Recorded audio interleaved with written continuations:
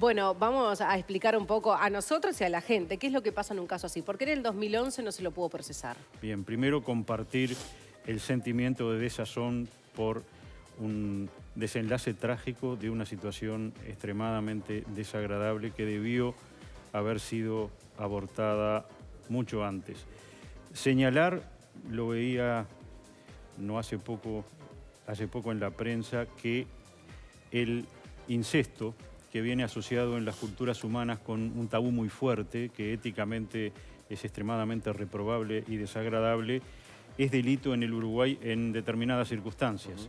Exclusivamente, como ustedes señalaban, cuando hay escándalo público. ¿A qué llamamos escándalo público? Escándalo público es un poco un concepto que, asociado, primo hermano de la alarma pública, quiere decir que la relación provoque la indignación en el entorno de tal forma que deje de ser un rumor, que deje de ser un trascendido. Y cuando hay un hijo con una prueba de ADN... Eso ya La sí. chica además iba a la escuela, al liceo, tuvo 2 embarazos, 2 partos, fue atendida por personal médico, A ver, vivía en un barrio. Si no había la gente incesto, había violación. Claro, eso Bueno, no es ahí escándalo tenemos público. las situaciones que debemos también aquilatar. En su momento, el doctor Ricardo Chiecchi, el fiscal letrado, antes de solicitar el archivo, estamos hablando del año 2010, efectivamente pide la prueba de ADN para constatar si la adolescente, que era madre de este niño, había tenido relaciones sexuales con su padre, que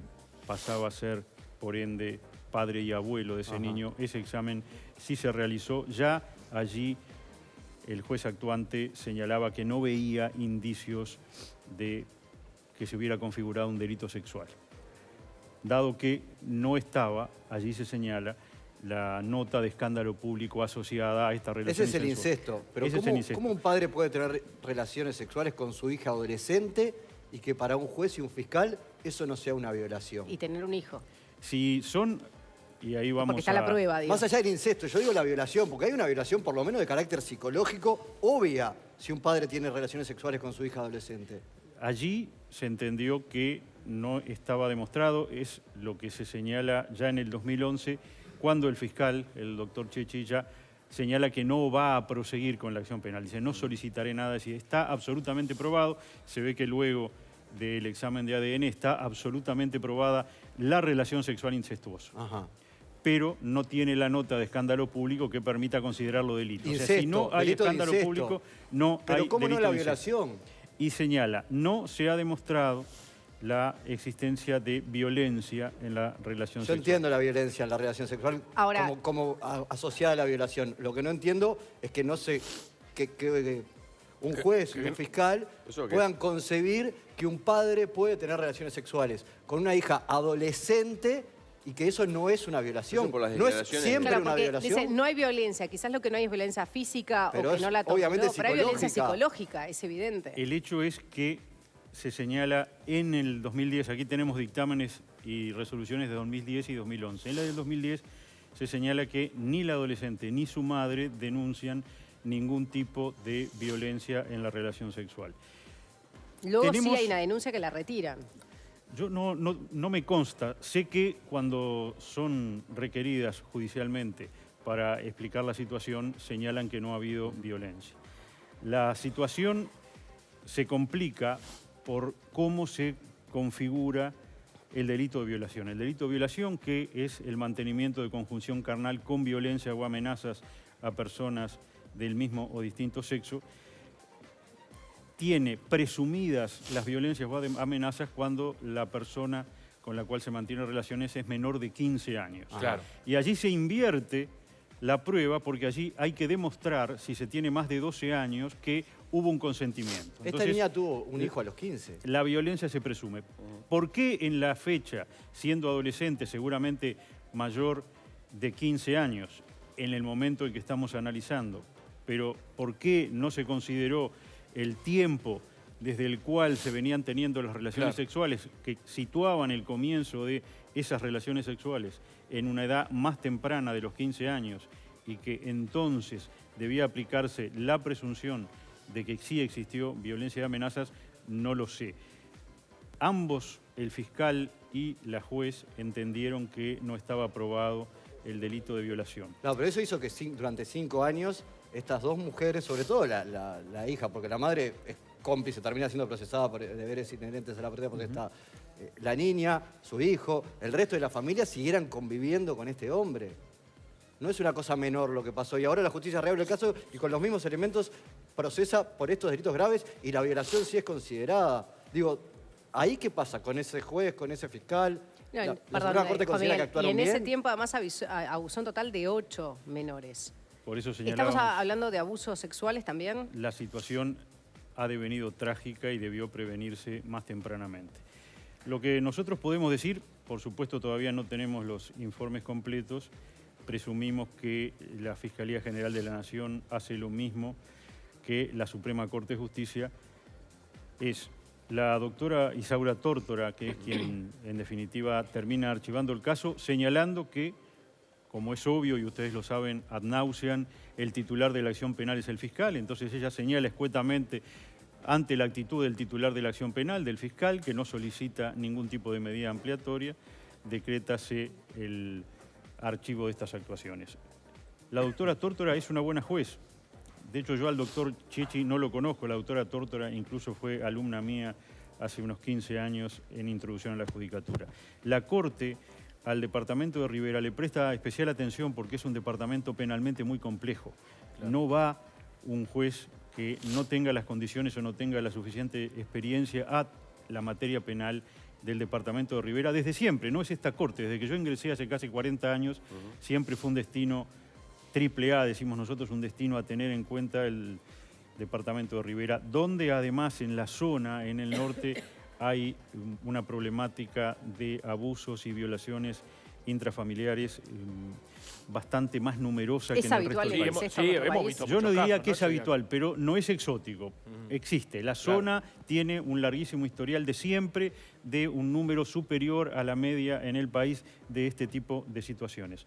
Ahora, ¿por qué no, con este parqué probatorio, que en esta situación no se aplicó la presunción de violencias y amenazas en la violación, dado que habían comenzado, aunque no hubiera violencia real, pero sí había violencia opeleye, violencia presumida, dada la edad de la relación más padre-hija, ¿no?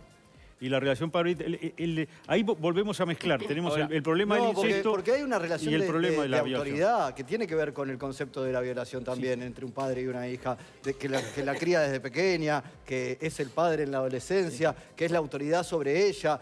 Todo eso, más allá del incesto, que podría ser entre dos hermanos de 20 y pico, digo, es entre un padre y una hija. Entonces el incesto lo hago a un lado y digo, ese hombre está violando a esa niña y a esa adolescente. Hay un agravamiento cuando se dan estas situaciones del delito de violación por el abuso de las relaciones domésticas.